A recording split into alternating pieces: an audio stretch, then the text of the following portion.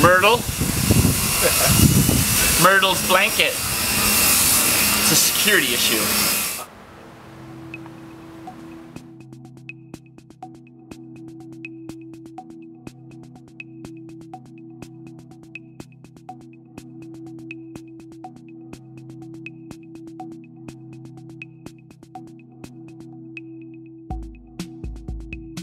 So, friends, welcome to the Planet Ruth Design House. My name is Gustav Anders Ruth, artisan extraordinaire, master craftsman, and basically the genius behind this fantastic creation here called the Design House. And you might wonder, what is a design house? Well, there's plenty of things a design house is, and there's plenty of things a design house isn't.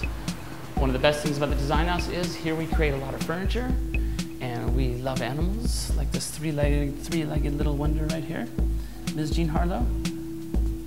But it's not all about the cats, it's about the cats. And the cats that work in this house, they're metal sculptors, they're chefs. They are IT extraordinaire to showcase different artisans at any given time, and we like to do that on a monthly rotation basis. But that depends on really how much time we have. But the Design House is basically built upon the principles of it's the artisan's house. My little minion. Hi, it's Ms. Jean Harlow. She's got 3 legs. You know, she's a survivor. Talk about artists and being survival mode. You always feel like you're in survival mode. So I guess in the definition of art, that's a good question. Usually you can ponder it a lot. Defining art is probably harder than actually producing art. But the definition of art probably falls somewhere in the category. Let's take kids, for example. They're the true definition of art because they get so wrapped up when they're doing that exact second that they get not only lost in it, they're just existing. You usually have this existence with your art in any sudden given moment where if you think about it too much, you're likely to screw it up. That's kind of the way I look at it.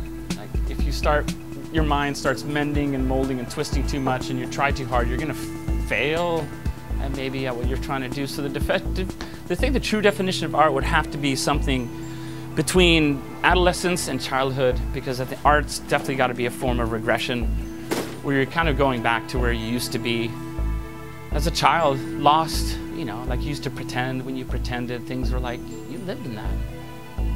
You didn't get so wrapped up in, you know, what you're doing as a kid with the crayons and the chalk and whatever. That was you in that moment. And I think the true definition of an art would have to fall into like the now. If you're trying to create something for the later, that's good too. If it lasts that long, if someone's gonna find enough interest in it. But defining art, you know, like I said, it's hard. Ask a child. I mean, I feel like a child sometimes, but I'm old.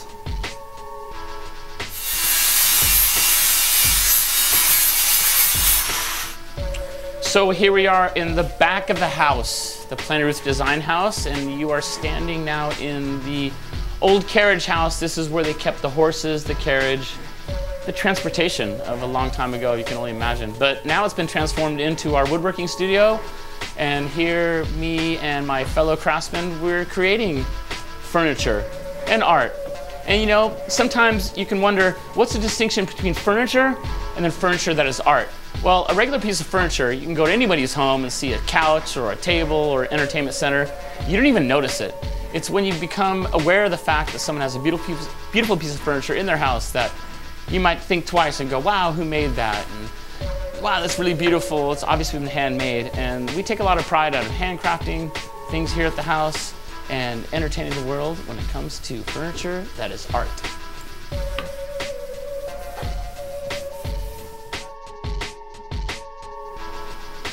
Failure.